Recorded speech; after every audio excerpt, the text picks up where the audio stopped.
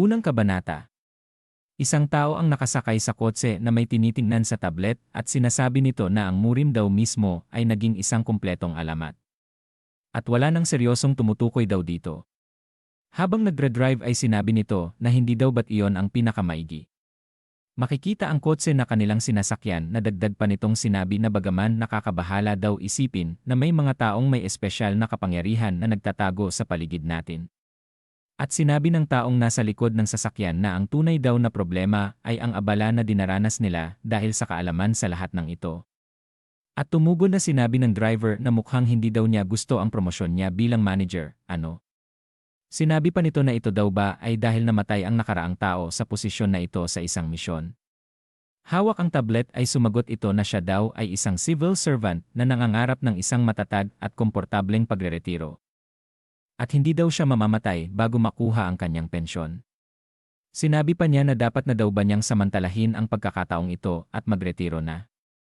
At makikita ang isang larawan sa tablet na sinasabi niya na bukod pa daw rito, anong klase ng high schooler ang interesado daw kaya sa Murim.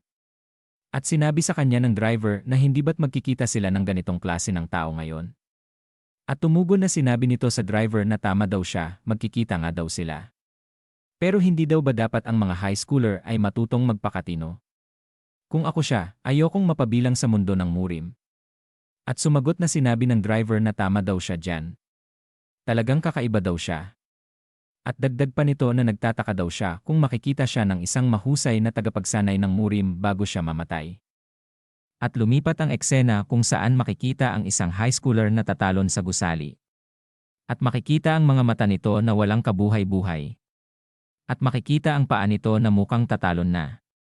At isang boses ang narinig nito na tinanong na sinabi sa kanya na kung tatalon daw ba siya. At nagulat ito at pinagpawisan na nanlaki ang mga mata. At tumingin sa kanyang gilid at nakita ang isang estudyante. At napasabi ito sa kanyang isip na ano?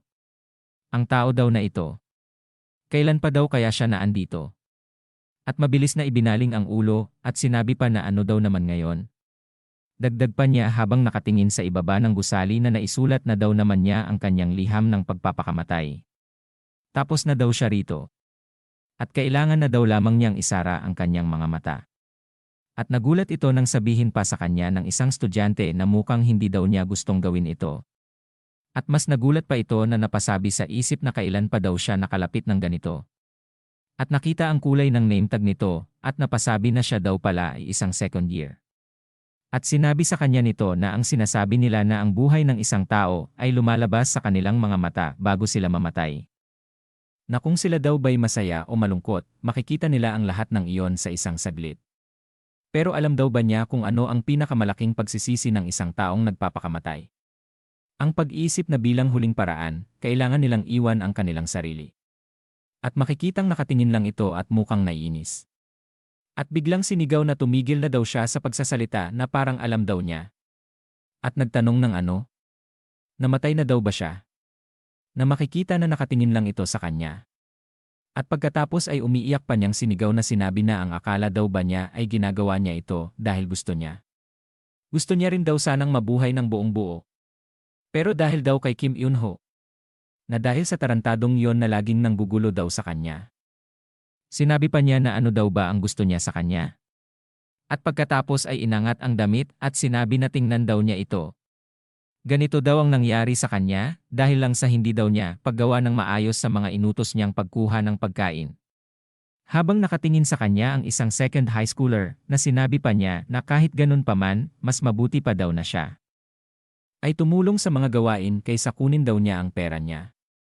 Dagdag pa nito na binubugbog daw niya siya, nilalapastangan, at pati ang pantalon daw niya ay tinatanggal sa harap ng ibang mga bata. Sinabi pa nito habang makikita ang ibang estudyante na alam daw ba niya kung ano ang mas nakakatawa. Sigurado daw siya na siya ang may kasalanan, pero ang iba daw sa kanila ay tinrato siya na parang siya ay tanga. Pakiramdam daw niya ay gusto na niyang mamatay araw-araw. At tinanong pa daw niya ang guro niya kung pwedeng tumulong siya, at alam daw ba niya kung ano ang sinabi nila sa kanya. Sabi nila na kung may problema daw siya sa paaralan, mas mabuti pang magkaayos na lang sila. Iyon daw talaga ay nakakabaliw. At sino daw ang kailangan magkaayos sa isa't isa? Siya daw ang namamatay dito.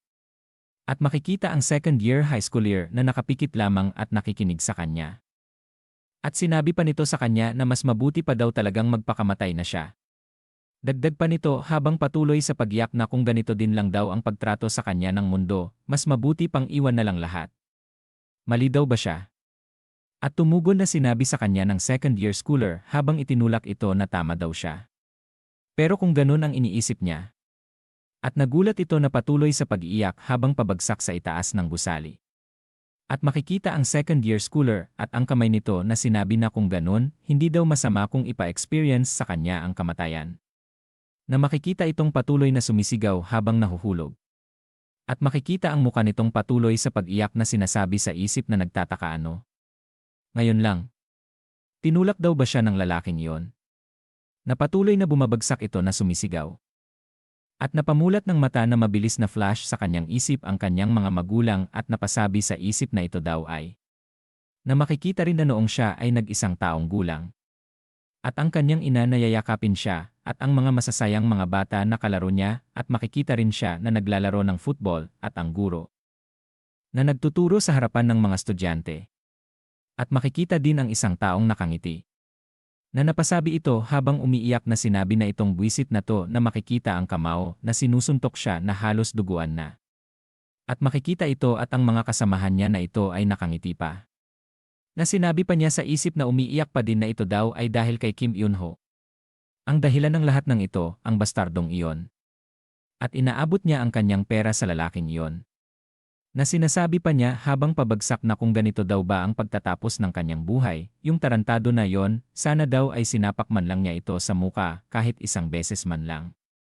Ang unfair daw talaga ng buhay na mamatay lang daw siya ng ganito. At tinanong pa niya na kung namatay na daw ba siya.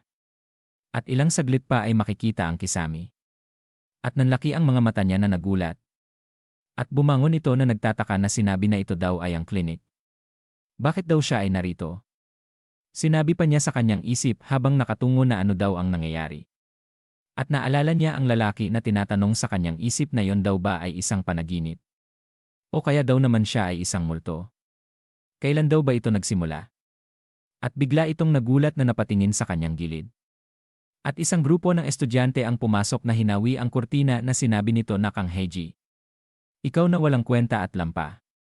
Alam daw niya na naririto siya. At nagulat na napanganga si Kang Haji na ang ating bida. At ilang saglit pa na makikita ang ating bida na si Kang Haji ay malakas na napaatras. At ito ay nakaluhod na sinabi kay Eun-ho na saglit lamang daw. Na may hawak na isang notebook. At hinagis ito sa kanyang harapan na nagtataka. At sinabi sa kanya ni Eun-ho na tingnan daw niya yan. Ang liham ng pagpapakamatay niya. At napahawak sa ulo niya ito at sinabi na buwisit ka, siya daw ay sobrang naantig at halos umiyak daw siya dito. At tinawag daw ba niya siyang isang baliw na tarantado. Habang makikita ang ating bida na si Kang Hae-ji na pinagmamasdan ang kanyang notebook. At makikita ang mata ni Kang Hae-ji na nanlaki at sinabi sa kanyang isip na ano ito. Hindi daw ba ito isang panaginip? Pero sigurado daw siya. At biglang isang sipa ang tumama sa kanyang tiyan na kanyang ikinatalsik. At siya ay napaluhod na umuubo. Habang nasa harapan niya si Kim Eun-ho na sinasabi sa kanya na hey, tanga, huwag daw siyang mawala sa sarili niya. At mag-focus daw siya. Sinabi pa nito kay Kang Hae-ji habang nakaluhod na nahihirapan sa sakit na sabihin niya sa kanya. Kung nag-absent daw ba siya sa klase para magpakamatay. Sinabi pa nito na makikita ang dalawang kasama na nagsiselfone na kung ganun, bakit daw ang isang tangang tulad daw niya ay nasa klinik. At makikita ang muka ni Kang Hae-ji na pinagpapawisan na sinabi sa kanyang isip na nagsulat daw siya ng note para sa pagpapakamatay niya. Na ang ibig sabihin daw ba nito na ang pag-absent daw niya sa klase ay hindi lang panaginip. At yung tao sa rooftop. At pagkatapos ay naisip niya ang mga nangyari sa kanya sa itaas ng gusali. At pagkatapos ay itinikom ng mahigpit ang kamao. At makikita siya habang nakayuko na nakaluhod na sinasabi sa isipan na tama. Mahalaga daw ba kung panaginip ito o hindi, ang pakiramdam daw noon ay sobrang tunay. At biglang hinawakan siya ni Kim Eun-ho sa ulo at sinabunutan at inangat ang ulo sa harapan niya at sinabi nito na hindi daw ba niya kayang magpakamatay mag-isa. Dapat daw ba natulungan nila siya? At si Kang Hae-ji ay makikitang nahihirapan at napapikit ng isang mata sa sakit. Naitinikom ang kamao habang nanginginig na sinabi sa kanyang isip na marami na daw siyang naging pagsisisi sa pagtrato sa kanya ng ganito. At biglang isang sapak ang dumapo sa kanyang muka. At maluwaluwang sinabi pa niya sa isip na buwisit. Hindi daw gumagalaw ang katawan niya ng ayon sa gusto niya. At isa pang sampal ang gagawin ni Kim Eun-ho na nawala na sa pagkatikom ng kamao ni Kang Ha-jae na makikita ang muka nito na namumula sa pagsampal sa kanya nito. Na sinabi niya sa kanyang isip na galaw. Gumalaw ka. Kang Hae-ji. At bigla niyang ibinalik sa pagkatikom ang kanyang kamao habang akmang susuntok na sinasabi sa isip na kahit daw siya ay mamatay, wala daw siyang kahit na anong pagsisisihan. Na ikinagulat ni Kim Eun-ho na parating na sa kanyang muka ang suntok ni Kang Ha-ji. Na may kasama pang sigaw. At ito ay naiwasan ni Kim Eun-ho na napasabi na oh. At si Kang Ha-ji ay nagulat nang hindi ito tumama sa muka nito. At biglang tinawag ang kaklase na nagsiselfone na sinabi nito sa kanila na ang tangang ito daw ay sumasalungat na sa kanya ngayon. At ang mga ito ay malakas na nagsitawanan. At biglang binigyan ng malakas na sipa si Kang Ha-ji ni Kim Eun-ho na napasandal sa pader. Habang sinasabi na buwisit ka, sumuko na lang daw siya. At tumingin ng pagalit ito sa kanya na sinabi na paano daw na ang isang tulad niyang loser ay nagkalakas ng loob. At pagkatapos ay makikita si Kang Ha-ji na nakatikom ang mga kamao na nanginginig at sinabi na sige subukan daw niya. At nakatayong nakahanda na si Kang Ha-ji na sinabi pa nito na ngayon daw ay hindi niya basta-basta hahayaang bugbugin pa niya siya. At mumiti si Kim Eun-ho at sinabi na ano daw ang nangyayari sa tangang ito. At nakangiting kakaiba si Kim Eun-ho at isinuntok ng malakas ang kamao sa palad na sinabi na sige. Tingnan daw nila kung ano ang kaya niyang gawin ngayon. At makikita si Kang Ha-ji na nakatikom ang kamao sa kanyang harapan na sinabi sa isip na tama. Kahit daw na mamatay siya ngayon. Mamamatay daw siyang lumalaban sa bastardong ito. At nanlaki ang kanyang mata nang mapakinggan niya ang isang boses na sinasabi sa kanya na mas matapang daw pala siya kaysa sa inaasahan niya. At pagkatapos ay napalingon ito at nakita ang isang tao na nakaupo sa itaas ng pader at pati si Kim Eun-ho. At nagulat si Kang Ha-ji at napasabi na ang multo. At tumugon ng ngiti ito sa kanya na sinabi na hindi na daw niya kailangang mag-alala. At nakatingin pa din sa kanya si Kang Ha-ji na sinabi sa isip ng pautal-utal na. Hindi daw ba ito isang panaginip? At sinabi ng isa sa dalawang kaklase ni Kim Eun-ho na ano? Second year daw ba siya? At saan daw ba siya nanggaling? At sinabi ng isa na sino ang nakakaalam? At sinabi naman na nakatingin sa taong nakaupo sa pader ni Kim Eun-ho na senior. Pwede daw bang hayaan na niya sila na mga juniors na maglaro ng mag-isa?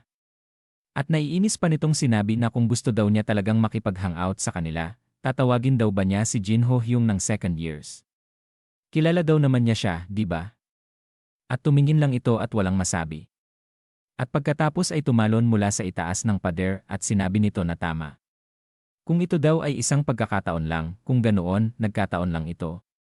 At papalapit ito kay Kang Ha-ji na sinasabi na siya daw ay tutulungan niyang muli sa isa pang pagkakataon. Na hindi makapaniwala ito.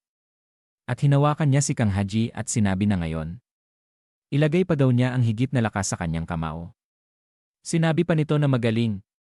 At palakasin daw niya ang kanyang postura ng ganyan. Na pinagmamasdan sila ni Kim Eun-ho na hindi makapaniwala. At pagkatapos ay sinabi nito kay Kang Ha-ji na tapos na daw. At pwede na daw niya itong subukan. At hindi maitsurahan ang muka ni Kim Eun-ho na nakatitig dito. At biglang tumawa ng malakas ang mga ito. Na sinasabi na ano daw ang ginagawa niya. At hinawakan ito ng second year schooler na sinabi sa kanya na huwag daw siyang masyadong kabahan. Kaya daw niyang harapin ang bastardong iyon ng isang suntok lang. Na ikinaiinis nito sa kanyang narinig. At biglang mabilis na sumugod at sinabi na ano daw ang pinagsasabi niya, buwisit kang tanga ka. At hinanda niya ang kamao niya na itinutok lang ito kay Kim Eun-ho. At pagkatapos ay itinulak siya sa likod ng isang daliri ng second year schooler. Na mabilis na napatalon papunta kay Kim Eun-ho na ikinagulat nito. At pagkatapos ay ang itinulak naman niya ay ang siko nito. Na ikinagulat ni Kang Ha-ji na malakas na tumama kay Kim Eun-ho. Na ikinatalsik nito ng malayo. At ang mga kasamahan nitong estudyante ay napanganga sa gulat. At si Kim Eun-ho ay halos na tumaob sa lakas ng pagkasuntok ni Kang Ha-ji na dumaan sa harapan ng dalawa niyang kasama na hindi makapaniwala. At makikita si Kang Haji na nakatikom pa din ang kamao na nanlaki ang kanyang mga mata sa gulat at di makapaniwala. At si Kim Eun-ho ay nakahandusay sa sahig at mukhang walang malay na ginigising ng dalawa nitong kasama. At napanganga si Kang Haji na sinabi na ano daw ito. At kakaibang tumitig sa kanya ang dalawa na sinabi ni Tabatchoy na Kang Haji. Lintik kang buwisit ka. At sinabi naman sa kanya ni Boy Labo na paano daw niya nagawa yon. At sinabi sa kanila ni Kang Haji na saglit lamang daw. Hindi daw ito katulad ng inaakala nila. At habang papalapit sa kanya ang dalawa ay sinasabi ng mga ito na patay na daw siya ngayon. At pagkatapos ay makikita sa kanyang likod na inulit na naman ng second year high schooler ang ginawa niya at ang dalawang kamay niya ay malakas na sinuntok ang dalawa. Na ito ay makikitang napabagsak niya na hindi na naman makapaniwala na tinitingnan ang mga ito. Na makikita ang muka nito na tumutulo pa ang sipon sa ilong. At pagkatapos ay pinagpapawisang nanlaki ang mata sa kanyang nakikita. Na ang tatlong nambubuli sa kanya ay wala ng malay na nakahandusay sa sahig. At sinabi pa niya sa isip na nangangalit ang mga ngipin na maraming tanong sa kanyang isipan na ano. Ano ito? Paano daw niya ito nagawa? At pagkatapos ay tinitingnan ang mga ito ng second year high schooler na sinabi nito habang nasa bulsa ang kamay na gaya daw ng inaasahan, talagang malakas daw siya. Knock out daw niya ang lahat sa unang subok pa lamang. At tumingin sa kanya ito at sinabi na maganda daw ang kanyang ginawa. At sa ganitong klase ng kasanayan daw, ay hindi na siya matatalo, tama daw ba? At nakasimangot lang na nakatingin sa kanya si Kang Haji. At sinabi pa niya na ikinatingin ng second high schooler na sino daw siya. At sinigaw na sinabi ni Kang Haji. Ikaw. Siya daw ang nagtulak sa kanya mula sa bubong. At siya rin daw ang nagdala sa kanya sa klinik. At siya rin daw ang gumawa sa kanya ng ganito. At sinabi sa kanya nito na itinuro ang mga nakabulagtang mga estudyante na hindi. Ano daw ang pinagsasabi niya? Siya daw ang nagpatumba sa kanila. At sumugod si Kang Haji habang sinasabi na kung sa tingin daw ba niya na siya ay tanga. Na ikinagulat nito. At mabilis lang ito hinawakan sa braso ng second high schooler. Na ito ay napadapa at napahiyaw ng sakit. Na sinabi pa sa kanya nito na huminahon daw siya. Ano daw ang bigla na lang niyang ginagawa? Habang nahihirapan sa pagkakapit si Kang Haji, ay sinasabi nito na ano daw ba siya? Isang multo? Isang alien? O kaya daw naman ay isang psychic? Sabihin daw niya sa kanya kung ano daw siya. At tumugon ito sa kanya habang makikita ang gusali na sinabi na ano ng silbi daw ng pagtulong niya sa kanya. Hindi ba yun sapat? At sinabing muli sa kanya ni Kang Haji na ano nang ibig daw niyang sabihin sa tulong. Siya daw ang gumawa ng kabuluhang ito. Ang akala daw ba niya ay lulubayan nila siya paggising nila? Dagdag pa niya na malamang mas bubulihin pa daw nila siya kaysa dati. At tumingin sa kanya ang second high schooler na sinabi pa niya na mabubugbog daw siya ng 100 beses pa para lang sa isang beses na pagsuntok daw sa kanila. At tumugon na sinabi sa kaninang second schooler na hindi daw niya siya maintindihan. Na nakatingin lang sa kanya si Kang Haji na natatakot. Sinabi pa nito sa kanya na siya daw ay nagtapon ng kamao sa isang multo, alien, o psychic nang walang pag-atubili. O kung ano man daw ang tawag niya sa kanya, ngunit ngayon daw ay hahayaan niya na lang silang takutin siya ng ganito. Tumingin ito sa kanya ng seryoso na sinabi nito na o baka daw naman mukhang mas katawa-tawa siya kaysa sa mga taong iyon. At makikita ang mukha ni Kang Haji na napangiwi ng bibig. At binitawan na niya ang kanyang braso na sinabi pa nito na kaya, ano nang gagawin daw niya ngayon. Sinabi pa ng second high schooler na gisingin daw niya sila at magbakasakali siya sa paghingi ng tawad habang nakaluhod. At pagkatapos ay nagulat ito nang mapatingin kay Kang Haji. Na ito ay lumuhod sa kanya na sinasabi na maraming salamat sa pagliligtas niya sa kanya. At umiiyak pa nitong sinabi na sa totoo lang daw, hindi daw mahalaga kung siya ay multo, alien o pisik. At nakatingin sa kanya ang second high schooler na sinasabi pa ni Kang Haji na ang kaso nga lang daw ay hindi niya matanggap na may taong tutulong sa kanya ng ganito. At hindi daw niya malilimutan ang kanyang kabutihan habang siya ay nabubuhay. At nagsasabi lang daw siya ng totoo. At nabigla sa kanyang narinig ang second high schooler na pinagpawisan at sinabi nito kay Kang Haji na alam daw ba niya. Napagbabago-bago ang kanyang mood. At sinabi pa sa kanya ni Kang Haji na dahil daw sa iniligtas daw niya siya. Napatuloy sa pagyak na sinabi pa nito na kailangan daw niyang tanggapin ang responsibilidad. At makikita ang second high schooler na nagulat at napasabi na ano. Sinabi pa ni Kang Haji, habang nakaluhod pa din na pakiusap, turuan daw niya siya na maging malakas tulad daw niya. At sinabi nito kay Kang Haji na alam daw ba niya kung sino siya? At paano daw naging iyon ang unang tanong niya? At nagulat ito nang sabihin ni Kang Haji na siya daw ay ang second year na si Lee Siwon. At sinabi pa niya na paano daw niya na napatingin sa kanyang name tag. Na napagtanto nito na kaya daw naman pala nakilala ni siya. At umiiyak na sinabi pa ni Kang Haji na nakikiusap na sinabi nito na gagawin daw niya ang lahat ng gusto niyang ipapagawa sa kanya. Kaya turuan daw niya siya na maging malakas. At nakatingin lang sa kanya si Lee Siwon. At pagkatapos makikita ang gusali na may nagsasabi na hindi daw ito ang lugar kung saan nila pinlano magkita-kita. At tumugon ang lalaki na nakatingin sa itaas ng building na sinabi nito na kahit na kailangan pa din daw nilang tumuloy. At pagkatapos ay bumalik ang eksena sa dalawa na sinasabi ng second high schooler na siya daw ay si Lee Siwon. At isang kilalang miyembro ng Murim na dati isang ordinaryong tao. Oo, siya din daw ay dating katulad niya, isang taong nagmamakaawa sa iba. Habang umiiyak si Kang Haji ay nagulat ito sa kanyang narinig. At bahagyang tumalikod ito na sinabi pa niya kay Kang Haji na alam daw ba niya kung ano ang naghihintay sa kanya sa dulo. Kawalang pag-asa, pagkabigo, na makikita ang isang tao na nakaikot dito ang isang dragon na lumiliwanag ang mata na sinabi pa ni Lee Siwon na ngunit pati na rin daw ang pagwawasak ng kalaban. Habang papaalis na ito ay tinitingnan siya ni Kang Haji na umiiyak. At dito na po nagtatapos ang unang kabanata.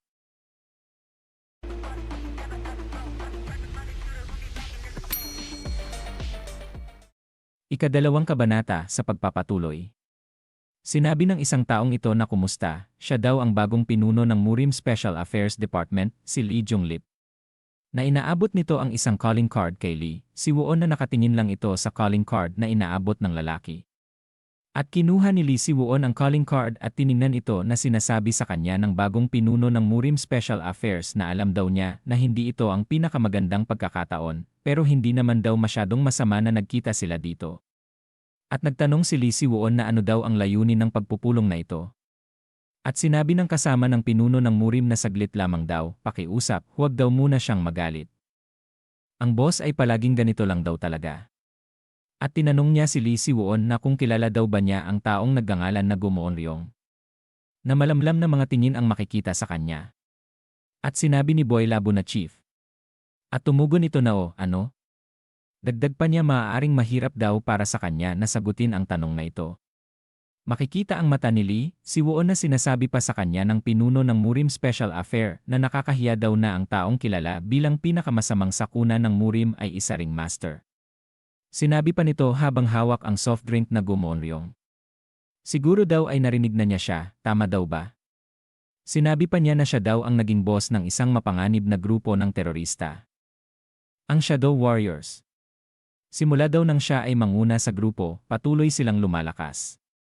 Ngayon, pinapalawak daw nila ang kanilang kapangyarihan at impluensya sa iba pang mga bansa. At sa ganitong paraan daw, kakayanin na daw nilang sakupin ang buong mundo. Sinabi pa nito habang inom ng soft drinks na bukod pa daw dito, alam daw ba niyang sinubukan nilang makipag-ugnayan sa Murim kamakailan. At tumugon na sumagot si Lee Siwon na ano daw ang ibig niyang sabihin. At sumagot ito na sinabi sa kanya na nandito daw siya upang humingi ng kanyang pakikipagtulungan. Sinabi pa nito na habang kaharap silang dalawa na bagaman hindi daw gustong makialam ng gobyerno at ng Murim sa isa't isa, hindi daw katanggap-tanggap na hayaang kumilos ang mga grupong terorista sa bansa. Sinabi pa nito na kaya kung mayroon daw siyang anumang impormasyon tungkol kay Gumoonryong. At biglang sumabog ang kanyang ininom na ikinagulat nito na. Sinabi pa ni Lee Siwon na sasabihin daw niya ito ng tuwid at walang paligoy-ligoy. Para sa kanya, si Gumoonryong ay isang kaaway lamang. Habang pinagmamasdan ni Chief Junglip ang soft drinks, ay sinabi pa ni Lee Siwon sa kanya na kaya pakiusap, huwag na daw niyang guluhin siya tungkol dito. At tahimik na umalis si Lee Siwon na pinagmamasdan ng dalawa. Habang makikita ito na naglalakad na palayo ay sinabi sa kanya ni Boy Labo na ano daw ang tingin niya sa kanyang unang impresyon. At tumugon ito na mula daw sa impormasyong natanggap niya, ang akala daw niya ay isa lamang siyang bata. Sinabi pa ni Junglip na pero napagtanto daw niya na siya ay napakamainitin ang ulo. Kaya nais daw niyang makita ang kaguluhan na kaya niyang gawin. At lumipat ang eksena kung saan ay makikita ang basura at isang notebook na nilukot at puro guhit. At ito ay tinitingnan ni Kang Hae-ji na walang masabi. Na nakatayo lamang sa kanyang lamesa na sinasabi sa kanyang isip na ito daw talaga ang realidad.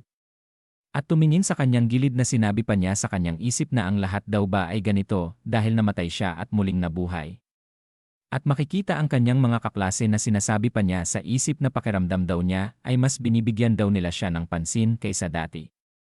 At palagi daw niyang iniisip na nasa panig sila ni Yunho at lahat daw sila ay tinatawanan siya. At makikita ang mga babae na nakatingin sa kanya na dagdag pa niya sa kanyang isip na ngayon lang daw niya napagtanto na ang ilan sa kanila ay nag-aalala sa kanya. Habang nililinis na ni Kang Hae-ji ang dumi sa kanyang lamesa, ay sinabi pa niya sa kanyang isip na baka ang lahat daw ay nagkunwaring hindi nila. Siya nakikita para hindi daw sila maging target ni Yunho. Sinabi pa niya sa isip na nakatingin lang na ngayon naisip daw niya. Na bakit daw siya naging target ni Yunho?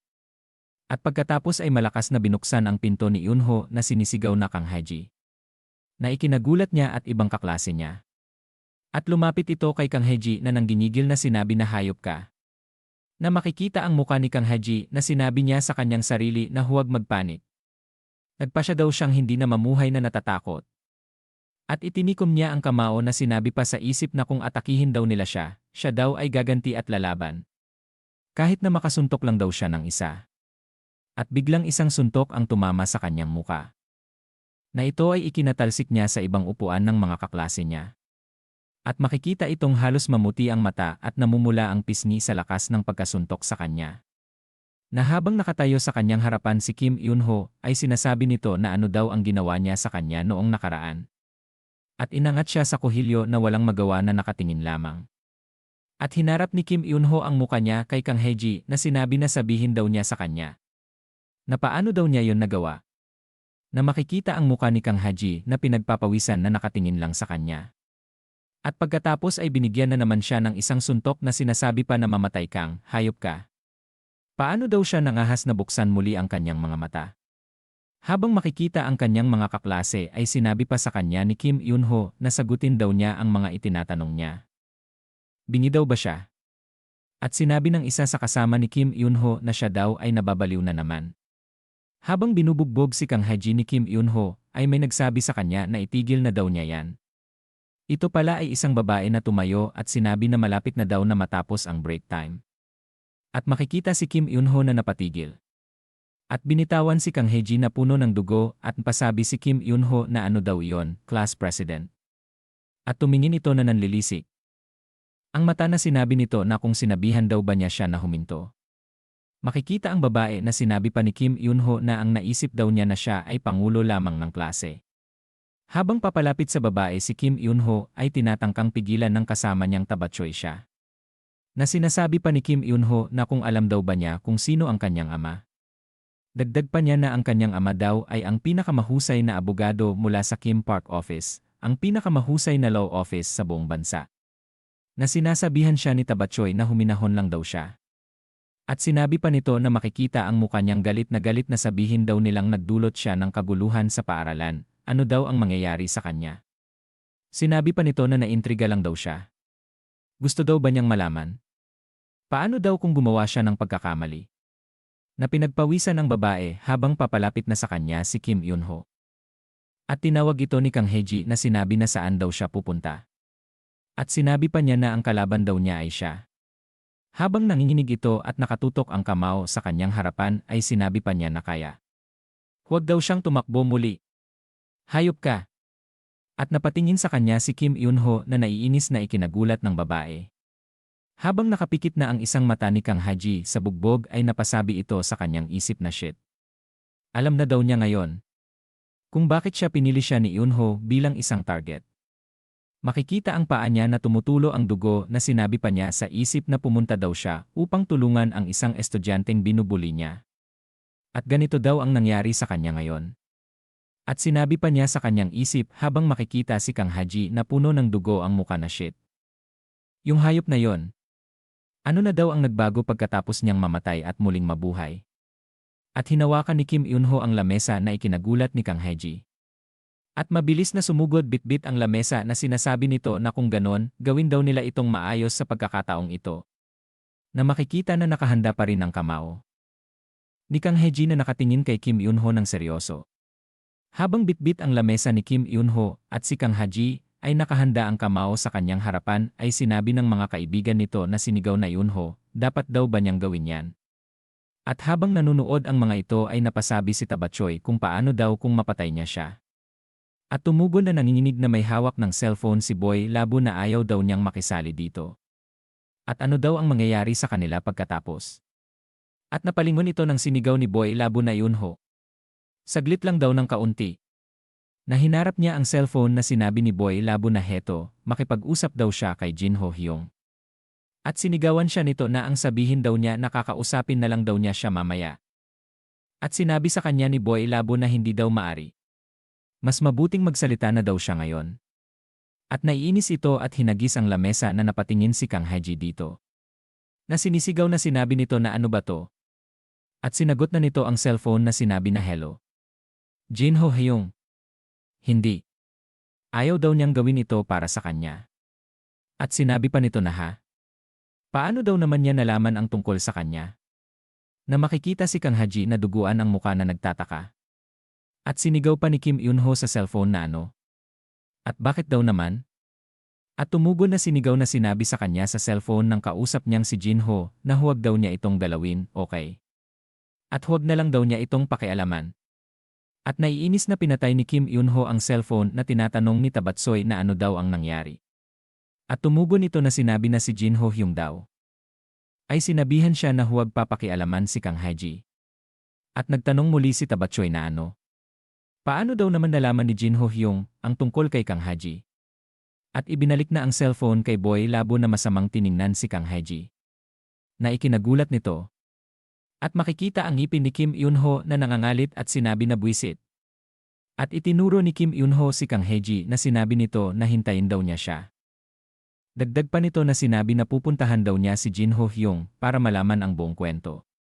At makikita ang mga babaeng kaklase niya na nagugulat. At si Kang Hae-ji na nagdurugo ang ilong na napasabi sa kanyang isip na nagtataka na ano daw ito. Dagdag pa niya na sinabi sa isip na hindi daw ba si Jin Ho ay isa sa mga bully sa second grade. Pero bakit daw siya? At pagkatapos ay naiisip niya ang nangyari noong nakaraan na sinabi ni Kim Eun-ho na kung gusto daw niya talagang manggulo sa kanila, paano daw kung tawagin niya si second year Jin Ho Hyung? Na makikita ang mata ni Kang Hae-ji na nanlaki nang maalala niya ito na napasabi pa na si Shion Hyung daw pala yon pero bakit daw kaya? At isang boses ang nagsalita na sinabi sa kanya na kung okay lang daw ba siya. Ito pala ay yung babaeng si class president kanina na pinatigil si Kim Eun-ho sa pagbubugbog sa kanya. Na inaabutan siya ng panyo na sinabi pa na ang ilong daw niya ay labis na dumudugo. At kinuha niya ito at pinuna sa kanyang muka at sinabi na salamat daw, class president. Dagdag pa niya na sinabi na may isang bagay daw siyang gustong malaman. At napaisip ito na nagulat. At pagkatapos ay makikita ang mga estudyante sa labas ng pasilyo ng paaralan. At lumipat ang eksena sa mga upperclassmen. Kung saan ang dalawang nakaupong ito ay tinitingnan si Kang Hae-ji na maga ang muka at may tabon ang ilong. Na nagtatanong na kung mayroon daw bang tao na ang pangalan ay Yishion sa kanilang klase. At tumugon ang Tabatsoy na may salamin sa mata na sinabi sa kanya na bakit daw ganyan ang mukha niya. At tumawa si Kang Hae-ji na nahihiya. At sinagot siya ng mga ito na si Yishion daw ay nasa klaseng ito. At masayang sumagot ito na totoo daw ba yan? At sinabi naman ng isang payat na kasama ni Tabatsoy na hindi pa daw siya pumapasok sa eskwelahan ng matagal, di daw ba? At tumugon si Tabatsoy na oo, matagal na daw silang wala ng balita sa kanya, hindi daw ba siya namatay? At tumugon ang payat na lalaki na huwag daw siyang magsabi ng mga ganyan. Habang makikita na nagulat si Kang Hae-ji na nanlaki ang mata na nakatingin sa mga ito. At napasabi sa isip si Kang Hae-ji na naiinis na ano. Kung ganun sino daw yung nakita niya noong nakaraan? Iyon daw ba ay isang multo? At itinuro siya ni Boy Labo at sinabi nito na ano daw ba ang nangyari sa kanya. At tumugon na nakapangalong baba na sinabi nito na wala daw siyang ideya. At sinabi pa sa kanya ng mga ito habang may nakatingin na isang tao na hoy. Anong nangyari daw sa kanya? Tinamaan daw ba siya sa ulo? Hoy, bata! Gumising daw siya. At makikitang patuloy na nakatitig ang negrong ito kasama ang isang taong dilaw ang buhok na nakaupo sa isang sulok.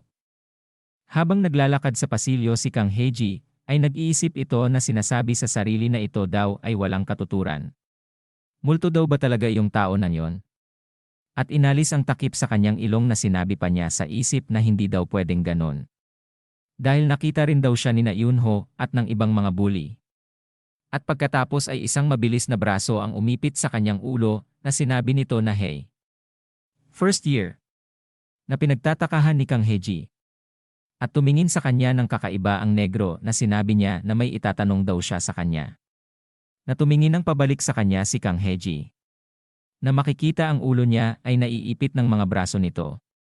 At makikita si Kang Heji na nakahawak sa kanyang balikat na sinasabi nito na huwag daw siyang matakot. Sabihin lang daw niya sa kanya kung anong alam niya. At tumugon na nagulat si Kang Heji na ano. At isang tao ang nagsabi sa kanyang isip na bakit daw ang laki ng taong ito. Totoo daw bang high school pa lang siya? At tinanong na naman ni Negro si Kang Heji na sinabi nito na nagtanong daw siya tungkol kay Isyon kanina, di daw ba? At tumugon si Kang Heji na oo. Ngunit. At biglang isang boses ang nagpatigil sa kanila. Na napalingon ang mga ito. At sinabi ng isang babae sa kanila na pwede ba kitang makausap sandali. At napanganga si Kang Heji. At napasabi ng ano. Na pinagtatakahan ng mga lalaking kumuha kay Kang Heji na nakatingin dito. At sinabi ng dilaw na buhok na sino daw ang babae yan. At tumugon na sumagot ang kasamahan nito na hindi daw niya alam. At siya daw ay hindi mukhang estudyante pero masyado siyang bata para maging guro. Na makikita lang ang babae na nakatingin sa nameplate. Na sinabi nito na Kang Heji. Na ikinagulat nito na nagtataka. At tumugon ito na bakit daw. At sinabi nito na sabihin daw sa kanya kung ano ang nangyayari dito. At makikita si Kang Heji na natatakot nang biglang sumagot ang negro na sinabi nito na hoy, wag daw siyang makisawsaw. At may mga bagay daw silang kailangang asikasuhin dito. At tumugon ang babae na patanong na sinabi nito na mga bagay na asikasuhin. Habang papalapit sa kanila ang babae, ay sinabi pa nito na ano daw sa tingin niya ang nangyayari kapag ang mas matatandang estudyante ay kinakorner ang estudyanteng puno ng sugat. At naiinis na tumugon ang negro na kalbo na ha. Hindi daw niya alam ang sinasabi niya. Hindi ka ba natatakot magsalita ng ganyan? At sinabi naman na naiinis din ang may dilaw na buhok na hoy. Hindi ba mas mabuti kung magsalita na lang daw siya ng maayos? At tumugon ito na okay, naiintindihan daw niya. Na ikinagulat ng dilaw na buhok na nagtataka. At biglang may tinawagan ang babae na sinasabi nito na oo, sa likod ng second year class. Pakiusap, pumunta daw sila. May mga kahina-hinalang tao daw dito. At sinabi ng negro sa mga kasamahan nito na itinuro ang babae na hoy. Buwisit ka. Ano yan? Nasinigaw pa nito na hulihin daw siya. At sumigaw si Kang Heji na saglit lamang daw.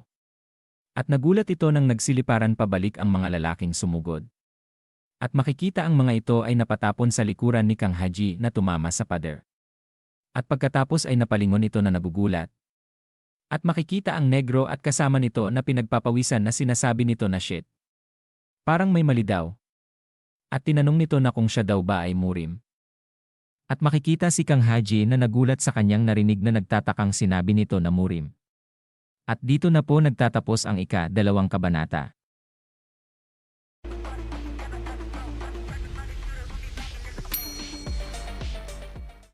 Ika-3 kabanata, sa pagpapatuloy, sinabi sa kanila ng babae na sinabi nito na ito daw ay isang ordinaryong paaralan.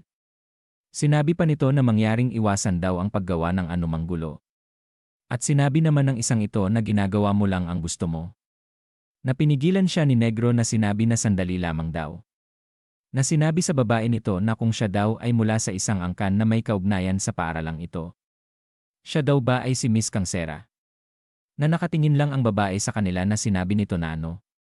At napasabi sa isip si Kang Heji na angkan. Miss? Ano daw ba ang sinasabi ng taong ito?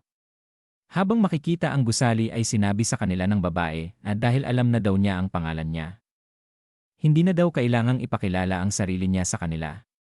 At sinabi ni Miss Sera sa kanila na lumingon ito na sundan daw nila siya. At nagkatinginan ang dalawa habang sinasabi ni Miss Sera na makikinig daw siya sa kanila kaya mag-usap sila sa tahimik na lugar. At ang isang lalaki ay may kinukuha sa kanyang bulsa. At ito ay napansin ni Miss Sarah. At pagkatapos ay isang mabilis na bagay ang tatama sa kanya na ikinagulat nito. At ito ay mabilis niya nang naharang ng hawak niya ng wallet na sinabi na ikaw. At ito ay sumabog sa kanyang harapan na ikinagulat ni Kang Haji. At napasigaw ito na yun daw ay sumabog. At mabilis siyang hinawakan sa kuhilyo na sinabi ng negro na sumama daw siya sa kanila. Habang tumatakbo ay sinabi sa kanila ni Kang Haji na talaga daw bang iyon ay bomba. Na sinagot siya ng negro na hindi. Hindi iyon bomba. Na makikita ang malaking usok na tumabon kay Miss Sarah. At isang saglit pa ay hinawi niya ito.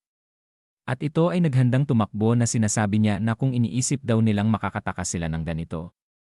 At ito ay nanlaki ang mata at pinagpawisan na pinunasan ang muka at ito ay nanghina na sinabi nito na hindi daw ito maaari.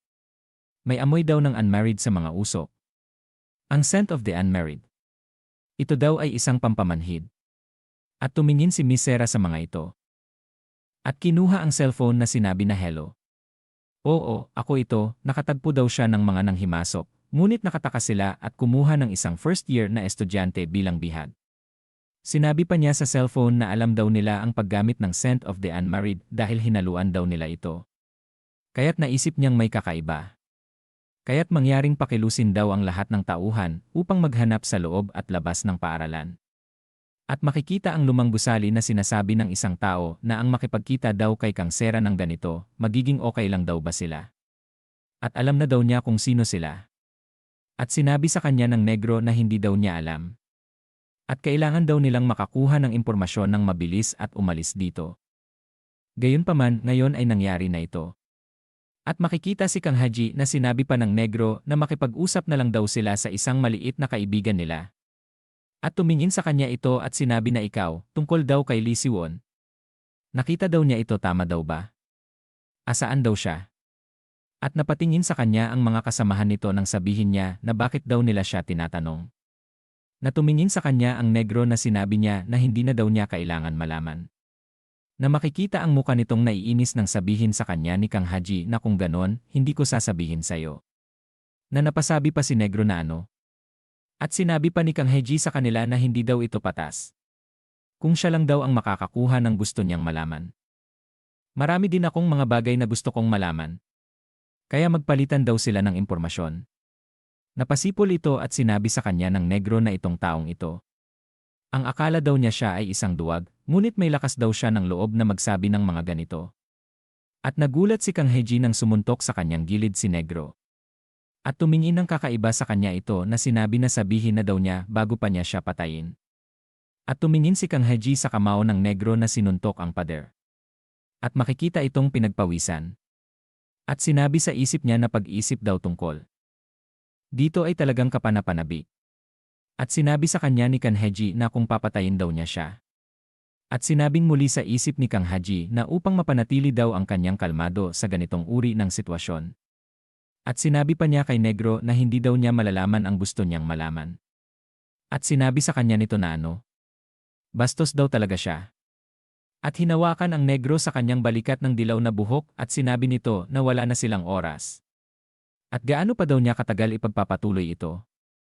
At ang dilaw na buhok na ang nagtanong kay Kang Haji at sinabi nito na sige, ano daw ang gusto niyang malaman?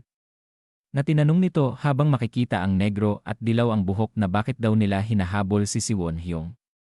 At sumagot ang dilaw na buhok na ang atmosfera sa paligid daw ng Sanwoo Clan ay parang isinara nito ang sarili. At hindi daw ba dapat nilang alamin ang galaw ng kanilang mga pinuno? At makikita ang muka ni Kang Haji na hindi alam ang pinagsasabi sa kanya nito. At sinabi pa ni Kang Haji sa kanila na ano daw ang sinasabi niya. At ano daw ang tungkol sa Sanwoo Clan at sa kanilang pinuno. Na napahawak sa ulo ang dilaw na buhok na sinabi sa kanya ng isang kasama niya na siya daw ay isa lamang ordinaryong tao. Natumugon sa kanya ang dilaw na buhok na tama daw siya. At sinabi ng dilaw na buhok na itinaas ang isang daliri na okay, si Lee Siwon daw ay isang mahalagang tao sa Murim, kaya't hinahanap daw nila siya. At yan lang daw ang masasabi niya sa kanya. At napanganga na lamang ang long hair na ito nang sabihin pa ni Kang Haji na ang Murim. Ano na naman daw iyon? At naiinis na sa kanya ang negro na sinabi nito na buwisit ka. Sa tingin daw ba niya ay mga guro sila na kailangan sagutin ang mga itinatanong niya? At gaano pa daw karami ang kailangan nilang sabihin sa kanya?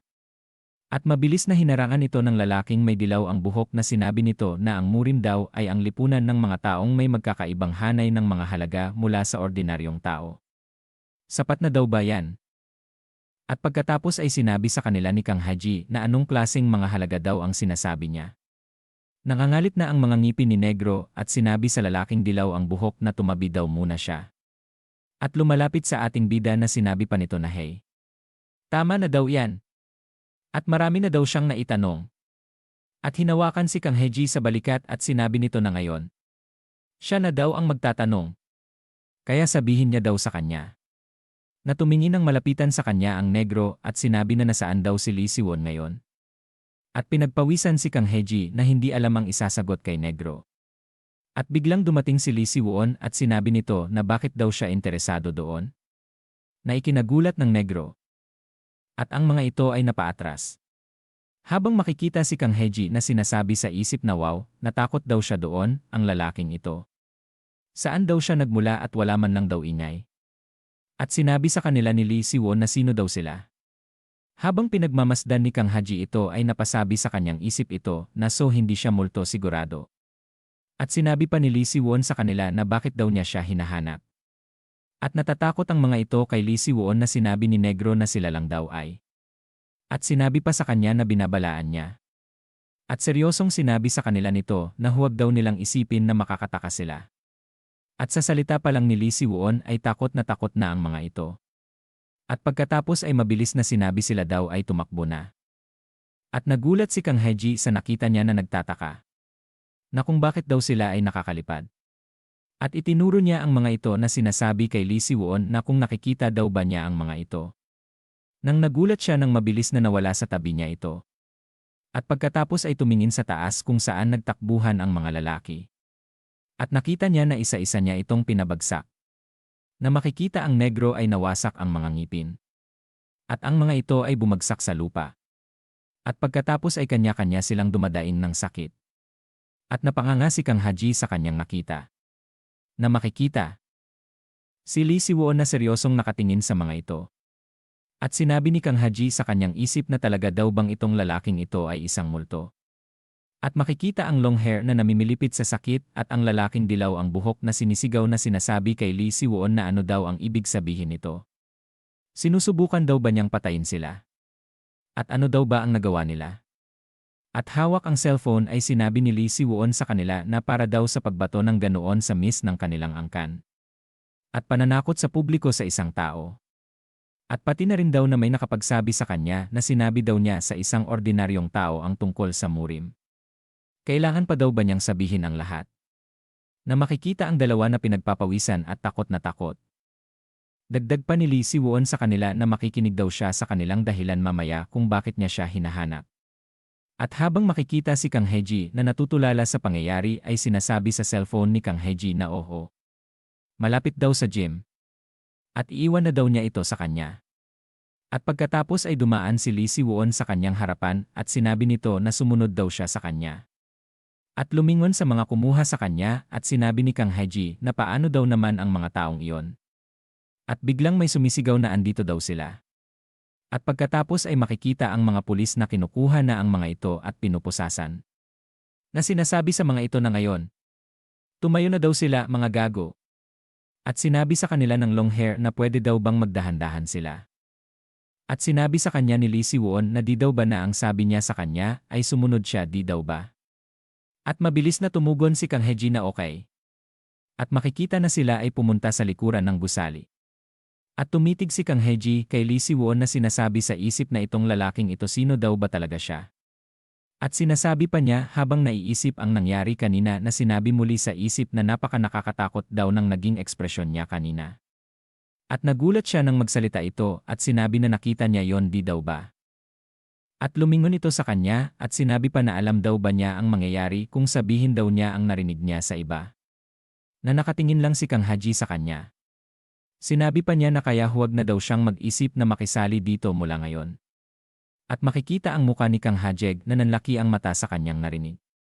At sinabi sa kanya ni Kang Haji na ngayon daw na tinitingnan niya siya, mukha daw siyang mabait na tao. At tumawa ito at sinabi pa niya na sinasabi lang daw niya ito sa kanya dahil nag-aalala siya, tama daw ba? At ibinuka pa ang mga palad at sa kabila ay itinaas ang isang daliri na sinabi pa nito na sa pag-isip daw, siya daw ba ang nagsabi kay Jin Ho Hyung? Tama daw ba siya? At interesado lang daw siyang malaman iyon kaya pumunta siya sa klase niya. Ngunit sinabi nila na hindi ka daw pumapasok sa klase kaya talagang nagulat daw siya. Dagdag pa niya na makikita na seryoso ang muka ni Lee Si-won na sinabi ni Kang Haji na sa totoo lang daw, opa, ano daw yun kanina? At paano daw niya nagawa iyon? Yun daw ba ang kanyang superpower? At bahagi rin daw ba siya ng murim? At nagulat ito nang sabihin sa kanya ni Lee Si-won na huminto na daw siya sa pagsasalita.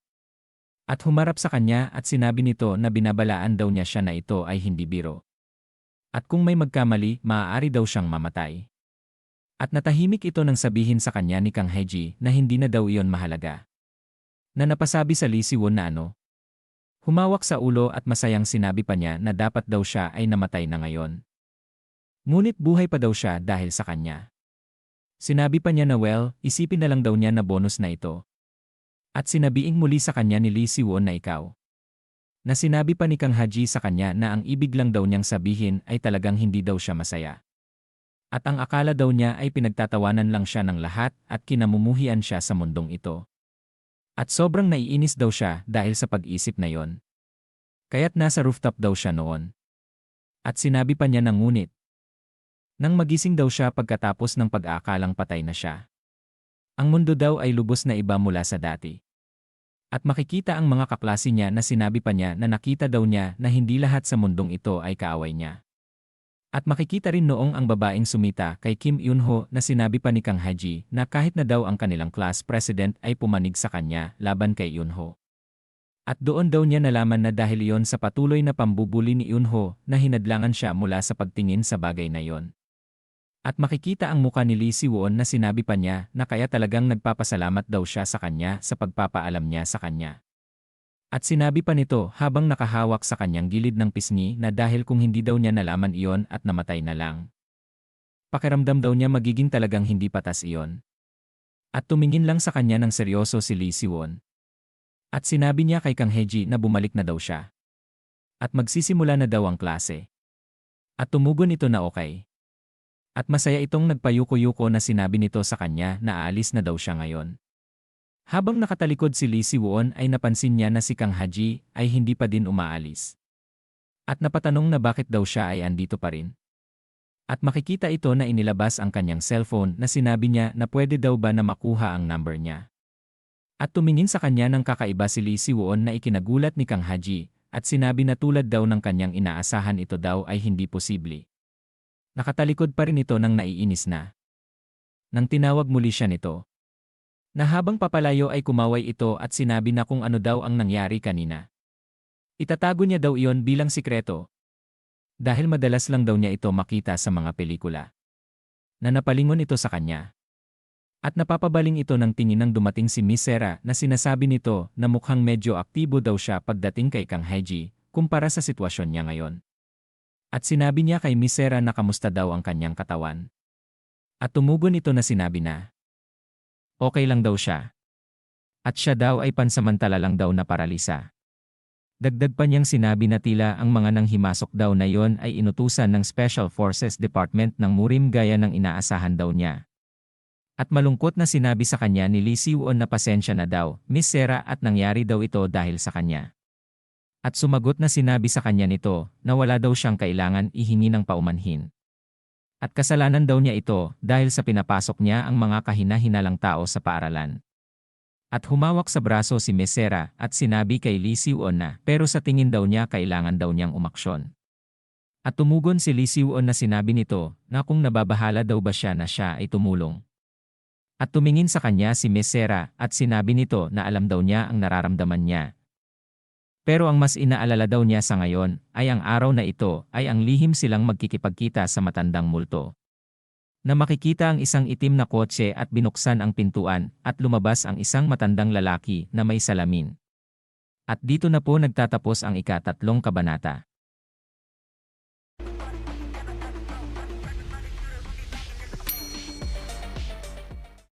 Ika-4 na kabanata sa pagpapatuloy. Sinasabi ng matandang nakasalamin na ganun daw ba, kamusta daw naman ang head ng Sanwo? Ganun pa rin daw ba siya? Habang naglalakad sila ni Miss Sarah ay tumugon na sinabi nito sa matandang lalaki na oo, hindi daw niya ipinapakita, pero naniniwala daw siyang nararanasan pa rin niya ang mga epekto. At sinabi sa kanya ng matanda na tulad daw ng inaasahan. Pagkatapos ng ganoong kalaking insidente. At sinabi naman ni Miss Sarah sa matanda na nag-aalala daw siya kung talagang ayos lang na ipagpatuloy daw niya ang kasalukuyang kalagayan niya. At tumugon na sinabi sa kanya ng matanda na kung nag-aalala daw ba siya tungkol sa key deviations.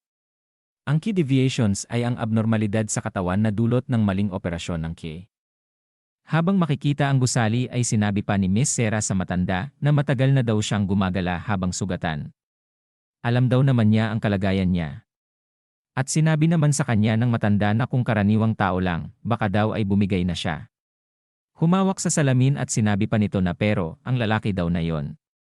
Hindi daw pala kung hindi ang head ng Sanwo ay iba. Dagdag pa nitong sinabi na isa na daw siyang halimaw kahit noong bata pa daw siya. At tumingin sa kanya si Miss Sarah na sinabi nito na ngunit ang paggamit daw ng common sense. Natumawa ang matanda na sinabi nito kay Miss Sarah na sa halip daw na gamitin ang karaniwang common sense, naniwala daw kay Lee Juo Sang-sik, ang pangunahing manggagamot ng Clinic Hong In. Sinabi pa niya habang malapit na sila sa pinto ng gusali na anyways, lahat daw ng ito ay higit pa sa normal sa Murim. At pagkalapit ay bumukas ang pinto na pinagtatakahan ng matanda. At lumabas si Lee Siwon na isinuntok ang kamao sa palad at yumuko na sinabi nito na maligayang pagdating daw sa kanya, Elder. Natumingin sa kanya ang matanda at tinapik sa balikat na sinabi nito na mabuti daw yan. Na sinabi pa nito sa kanya na mas lumaki pa daw siya. Papasok na sa gusali ang matanda. Na nakatingin sa kanya ang dalawa na sinasabi pa nito na ngayon, gagawa daw ba sila ng isang baliw na bagay ngayong araw? At lumipat ang eksena kung saan makikita ang gusali ng paaralan. Nasa looban nito si Kang Heji na tahimik lang na nakaupo sa kanyang lamesa na ang mga estudyante sa kanyang likuran ay sinasabi na, "Hey, gusto daw ba niyang pumunta sa internet cafe at kumain ng ramyeon?" At tumugon ang kausap nito na hindi. At kung liliban daw siya sa cram school ngayon, patay na daw siya. Nagalit na nakatitig sa kanya si Kim Eun-ho. Na napatingin ito kay Boy Labo nang sabihin nito na sila daw ay umuwi na. At pagkatayo ni Kim Eun-ho ay tumingin si Boy Labo sa kanilang class president at kay Kang Heji. Na napalingon si Kang Haji na napahinga nang umalis na ang mga ito na napasabi sa kanyang isip na salamat umalis na din daw sila ngayon. Habang dahan-dahang papalabas ng kanilang classroom si Kang Haji, ay tumingin siya sa gilid na sinabi pa niya sa isip na kilala daw niya si Jinho yung pagtahimik daw siya. Ang ibig sabihin may mangyayari daw. Na naiisip pa niya na sinabi sa isip na kung ganoon nakakatakot daw si Lee Siliwoon at nagsalita ng kahit isang salita, at kahit sino daw maliban kay Jinho yung sa kanya. At seryoso ang muka nito na kumuha ng cellphone at napasabi pa ng ngunit, ano daw ba ang Murim? Na sinabi pa niya sa isip na hinanap daw niya ito sa kanyang cellphone. Pero karamihan daw sa mga kwento ay tungkol sa mga pelikula o nobela. At hindi daw niya akalain na ang si Won Hyung na nakita niya ay magiging ganito. Nakatingin sa cellphone na sinabi pa niya sa isip na pero, ang yung lalaking na yon. Makikilala pa daw ba niya siya ulit? Mas mabuti daw yon kung makikita daw niya ulit siya. Kahit na nakakatakot daw ang lalaking yon. Pero ang lalaki daw na yon ay may pagkakuol din habang hawak ang cellphone ay nagulat ito nang may makita siyang nakatayo sa kanyang harapan. At ito pala ay si Kim Eun-ho na nakangiting sinasabi sa kanya na oy lampa na makikita. Ang muka ni Kim Eun-ho na nakangiti ng kakaiba na sinabi nito sa kanya na ang akala daw ba niya alis lang siya ng ganun. Na makikita ang muka ni Kang Haji na nagulat. At lumipat ang eksena kung saan ay nagugulat si Miss Sarah. Na napatingin sa matanda na sinasabi sa kanya nito na wala daw na matatakot ng ganyan. Habang naghuhugas ang matanda ay sinabi pa nito na kailangan niya pa daw gawin ang ilang tusok, pero maliban doon, normal na daw ang lahat. Ang ibig niyang sabihin sa tusok ay acupuncture sa katawan. Na sinabi sa kanya ni Miss Sarah na kung hindi daw niya alam na siya ay elder, ang pinakamahusay sa Murim, siguro walang mag-isip daw na ito ay isang lunas. Nagpupunas ng kamay ang matanda na tumatawa na sinabi kay Miss Sarah na tama yan. Siyempre, hindi daw nila isipin yan. Sinabi pa ng elder sa kanya na gayunpaman, ipinapangako daw niya sa kanya na kung malaman daw ng mga bastardo sa Murim ang ginawa daw niya dito, magugulat daw ang mga ito. Na makikita ang isang balikat, braso, at buong katawan ni Lee Si-won na puno ng acupuncture na nagme-meditate. At bumalik ang eksena kay Kang Haji na binigyan siya sa kanyang tiyan na kanyang ikinasuka. Habang nakahandusay sa likod ng gusali si Kang Haji, ay ito ay umuubo dahil sa pagbubugbog ni Kim Eun-ho sa kanya. Na sinasabi pa nito na ikaw, anong ginawa daw niya sa likod niya? At pinigilan siya ni Tabatsoy na sinabi kay Kim Eun-ho na sinabi daw sa kanila ni Jin-ho na tigilan na daw nila siya. Nalumingon lang ito kay Tabatsoy na sinabi na Jin-ho. Na binigyan muli ng isang suntok sa muka si Kang Haji na sinasabi pa nito buwisit ka. Sinisigaw pa nitong sinasabi na traidor na bastardo, kung may mabuting ginawa daw sa kanya ang isang senyor, dapat daw siyang magpasalamat. Na makikita ang dalawa na si Boy Labo at Tabatsoy na sinusuway ito na nag-aalala. Na sinabi pa kay Kang Haji ni Eun-ho na sabihin daw niya kung gaano naging mabuti daw siya sa kanya, gago ka. Na makikita na ang dalawa na hinawakan na si Kim Eun-ho na sinisigaw. Nito na kayong mga bastardo. Hindi niyo ako palalayain ha? Na tumugon na sinabi sa kanya ni Tabatsoy na hindi. Tara na at magmadali na daw silang umalis. Makikita ang muka ni Kang Haji na duguan na sinasabi nito sa kanyang isip na buwisit. Habang hawak ng dalawa si Kim Eun-ho ay sinabi pa ni Kang Haji na tama daw yan. Hindi naman daw talaga siya yung tipo ng tao na makikinig sa kanya ng maayos. At nangangalit ang kanyang mga ngipin na sinabi pa niya sa isipan na tulad daw ng inaasahan, wala namang nagbago kaya. At habang hawak ni Boy Labo si Kim Eun-ho ay napatingin itong nagulat sa kanyang unahan. Na makikita si Kang Haji ay gagawa ng isang suntok na sinasabi pa sa kanyang isip na siya na lang daw ang magbabago. Na tumama ang kanyang suntok sa muka ni Kim Eun-ho na napatingin sa kanya. Na makikita sila na tumama ang suntok ni Kang Haji na hindi man lang tumalab dito na napasabi na o.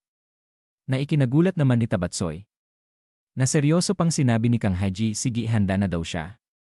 At pagkatapos ay sinabi sa kanyang isip na namatay na daw siya dati at bumalik. Na sinabing muli niya na kaya. Hinding-hindi na daw siya mabubuhay sa ilalim ng kanyang hinlalaki. Na tumingin sa kanya si Kim Eun-ho at mumiti ng kakaiba na sinabi nito na itong baliw na bastardong ito. Dagdag pa nito na sige na nga, ikaw na baliw ka. At lumipat ang eksena kung saan makikita ang gusali na sinasabi ni Lee Si-won na sa Murim, mas matibay pa daw ang ugnayang priest kaysa sa dugo. Pero normal daw ba para sa isang lalaki na gustuhin patayin ang sarili niyang kapwa? At sinabi naman ni Miss Sera na elder.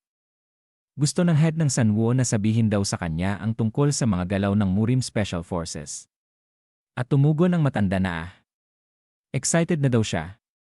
Kung lalabas ulit si Gumo Onryong para lang makipag-usap. At humawak sa salamin ang matanda na sinabi pa nito na dapat daw naiintindihan niya ang kanilang ugali. Dahil siya daw ang disipulo ni Gumo Onryong. Dagdag pa niya na pero huwag daw siyang makisali sa kanya. Dahil hindi daw siya tulad nila. At tumugon si Kang Haji na oo, elder. Tandaan daw niya yan. At nagulat siya at napatingin sa malayo. Na pinagtatakahan ni Miss Sera at ng matanda.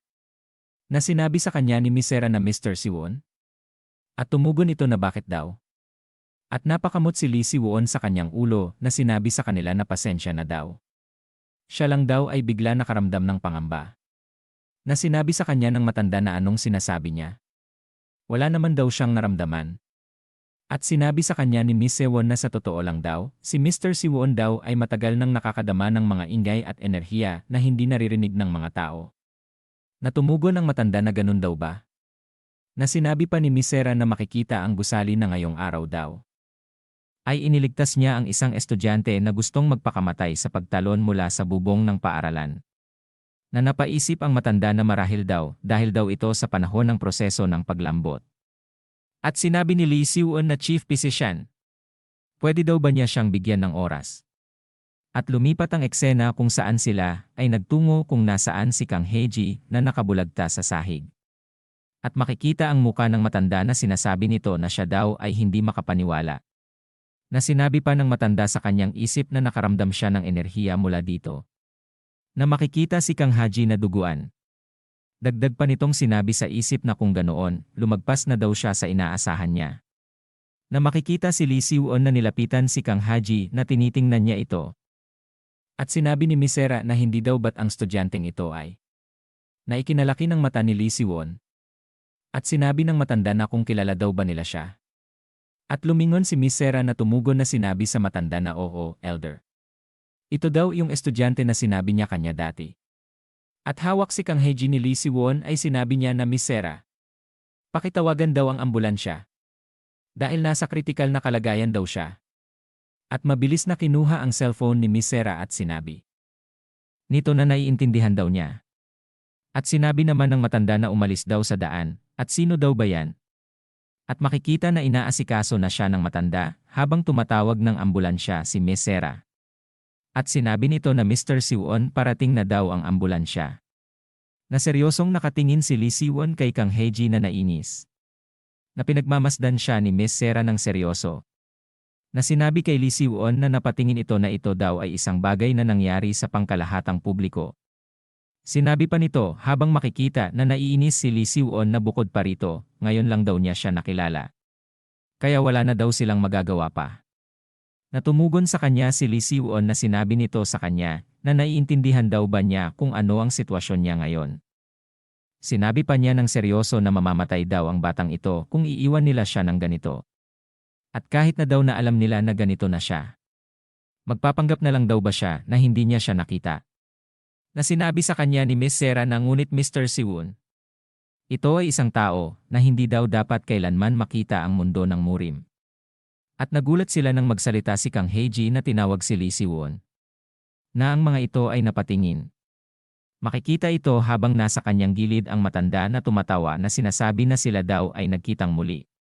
Sinabi pa niya sa kanya habang makikita ang mukha niyang duguan na sa ngayong pagkakataon daw, hindi lang daw siya ang naghihirap. Siya daw ay nakasuntok din sa bastardong yon.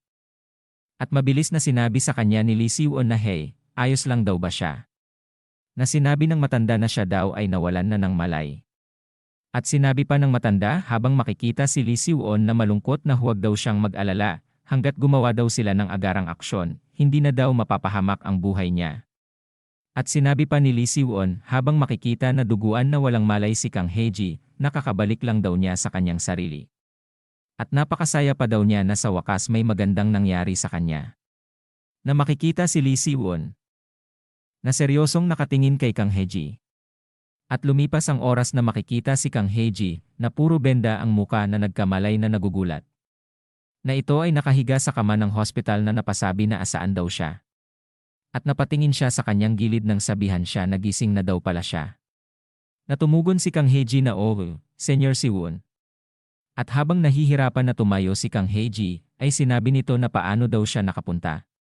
Na napasabi na ang sakit daw. At sinabi sa kanya ni Lee Si-won na huwag daw siyang magpakaaktibo at katatapos lang daw nang gamutin siya. Habang nakatingin sa kanya si Lee Si-won ay napatawa si Kang Haji na pinagtatakahan nito. Na habang makikita sila sa labas ng hospital, ay napasabi si Kang Haji na buti na lang daw. Na siya daw ay nag-aalala na baka pagmulat daw ng mata niya, ay parang panaginip lang daw ang pagkikita nila. Na tumingin sa kanya si Lee Si-won. At masaya pang sinabi ni Kang Haji na pero, Senyor. Paano daw siya ay palaging lumilitaw para iligtas daw ba siya? Sinabi pa niya na kung sinusundan daw ba niya siya. Natahimik lang na makikita si Lee Si-won. At pagkatapos ay sinabi niya kay Kang Haji na ikaw. Ikaw. Gusto daw ba niyang maging malakas? Na nakatingin sa kanya si Kang Haji na napasabi na ano. At pagkatapos ay masayang sinabi niya na Senyor. Ang ibig daw ba niyang sabihin na gusto daw ba niyang tulungan siya? At tumugon si Lee Si-won sa kanya na oo, pero kailangan daw niyang panatilihin ito bilang lihim. At seryosong sinabi pa niya na kung hindi daw niya ito kayang panatilihin bilang lihim. Gagawin daw niya. At biglang sinabi sa kanya ni Kang Haji na inilagay ang kamay sa dibdib na sinabi daw naman niya sa kanya dati. Nagagawin daw niya ang lahat para maging malakas na tulad niya. At makikita ang cellphone. At kinuha ni Kang Haji na napasabi na ano daw ito. Na sinabi sa kanya ni Lee Si-won na kukontakin daw niya siya gamit ito. At isinulat daw niya ang mga pangunahing ehersisyo sa isang araw. At ito daw ay magsisimula bukas. Na napasabi sa kanya si Kang Haji habang papaalis ito na ano. Bukas. sa kalagayan kong ito? At tumingin sa kanya si Lee Si-won na tumugon ito na ang sinabi daw niya sa kanya na gagawin niya ang kahit ano, tama daw ba? At nagulat si Kang Hae-ji na sinabi na oo, sinabi nga daw niya yon. At nakatingin sa kanyang cellphone si Kang Hae-ji na sinabi pa sa kanya ni Lee Si-won na sige. Kapag ginawa daw niya ang pinagagawa niya, siya daw ay magiging malakas. At tumugon ito na okay. Sinabi pa nito na napatingin sa kanya si Kang Hae-ji na kontakin daw niya ang pamilya niya. Pero huwag daw niyang sabihin na nasa ospital siya dahil mag-aalala daw sila ng husto. At masayang tumugon si Kang Hae-ji na walang problema. Habang nakatalikod si Lee Si-won ay sinabi pa sa kanya ni Kang Hae-ji na nakatira daw siya kasama ang nanay niya at gabi na daw siya kung umuwi mula sa trabaho. Kung kaya hindi daw niya malalaman kung nasa kwarto siya o wala. Natumugon sa kanya ito na sinabi na kailangan pa rin daw niya siyang kontakin. Na napatingin si Kang Hae-ji sa kanya. At pagkatapos ay naiwan na itong nag-iisa na nakatingin pa din. At pagkatapos ay tumingin sa kanyang cellphone at sinabi niya na totoo daw ba kaya. Kung gagawin daw niya ang sinabi ng senior niya, magiging malakas din daw ba siya?